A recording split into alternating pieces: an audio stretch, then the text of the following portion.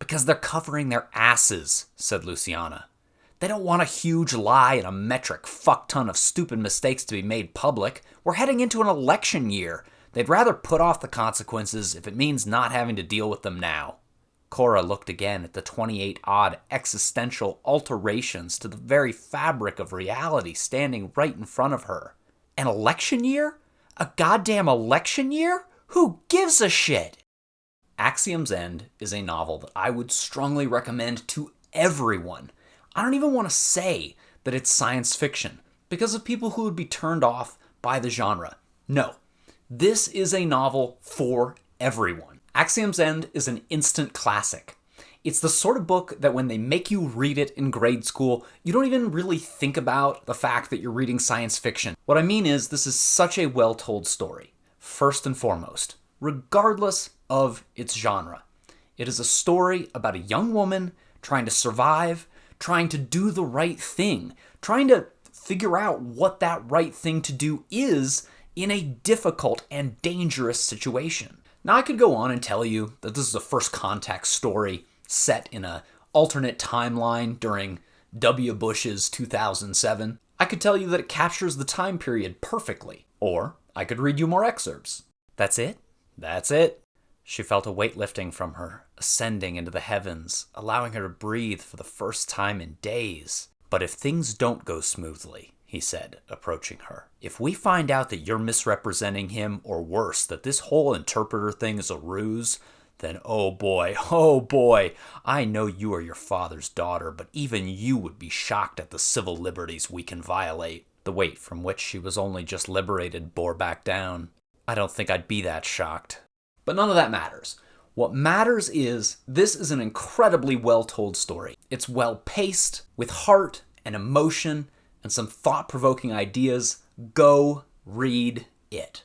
So with that out of the way, I want to spend the rest of the video telling writers what they can learn from this author.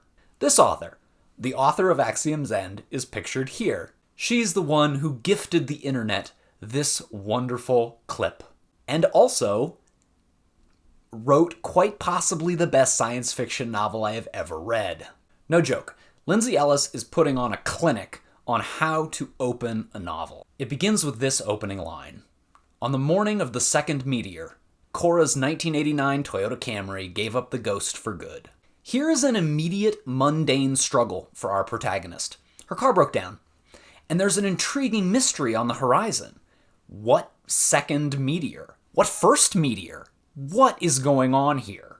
And I'm hooked. The first chapter proceeds to do what, in my opinion, a perfect first chapter ought to do. It shows a relatively normal day in the life of our hero, a wreck of a life, flawed, surrounded by obstacles, and with threats looming. But the threats aren't here. Not yet. 15 pages this chapter spends establishing important relationships, even showing the lens through which some of her coworkers view her. I love that. Letting others act as a mirror to contextualize and contrast how the prospective character sees herself compared to how others see her. Then, chapter 1 ends with the second meteor crashing, as promised in the opening line. And that's important. We want to build reader trust in that first chapter.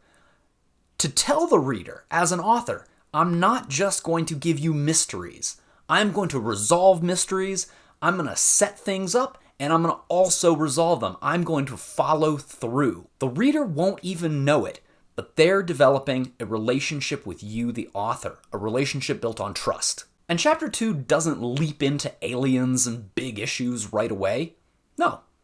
Cora, our protagonist, goes home. The reader meets some members of her family and sees how they have dealt with the difficult situation her father has pitched them all into. And it does such a good job treating the family relationships seriously with real drama, emotion, good and bad, that you might think the whole novel is a family drama, which it isn't. But through the compare and contrast of how others in her family have handled this difficult situation differently from how Cora is handling it, we're really starting to get into who Cora is, where she stands, what makes her relatable, what makes her special, and why we should root for her. Then bam, end of chapter 2, the men in black show up on her doorstep. Each of the chapters, at least early on, ends with a big moment, driving the reader forward. You don't always have to do this. It is a little bit of a gimmick, and I don't necessarily always love it in books, but it's done so well here because I think it's that